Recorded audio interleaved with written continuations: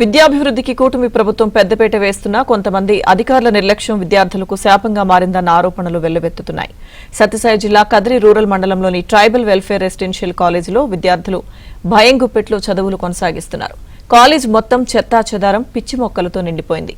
కొన్ని నెలలుగా compound wall లేకపోవడంతో రాత్రి వేళల్లో విద్యార్థులు బిక్కుబిక్కుమంటూ గడుపుతున్నారు. నిత్యం కదిరి నుంచి హిందూపురం, బెంగళూరుకు వాహనాల రాకపోకలున్న నేపథ్యంలో కాంపౌండ్ వాల్ లేకపోవడంతో విద్యార్థులు భయాందోళనకు గురవుతున్నారు.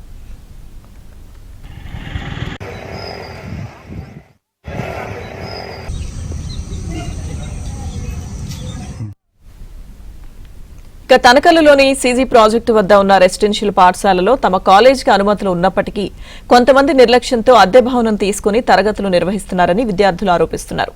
ఎమ్మెల్యే కందికుంట వెంకటప్రసాద్ కాలేజీని సందర్శించి వెంటనే సీజీ ప్రాజెక్టు ఉన్న భవనాలలో తరగతులు నిర్వహించాలని అధికారులను ఆదేశించి 3 నెలలవుతున్నా అధికారులు చర్యలు తీసుకోకపోవడంపై విమర్శలు వెల్లువెత్తుతున్నాయి.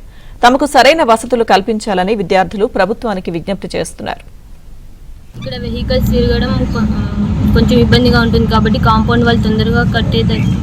నైట్ టైమ్స్ కొంచెం చాలా ఇబ్బందిగా ఉంటుంది. ఆడపిల్లలం కదా, కాబట్టి కాంపౌండ్ వాళ్ళు కట్టిస్తే బాగుంటుందని నేను అనుకుంటున్నాను.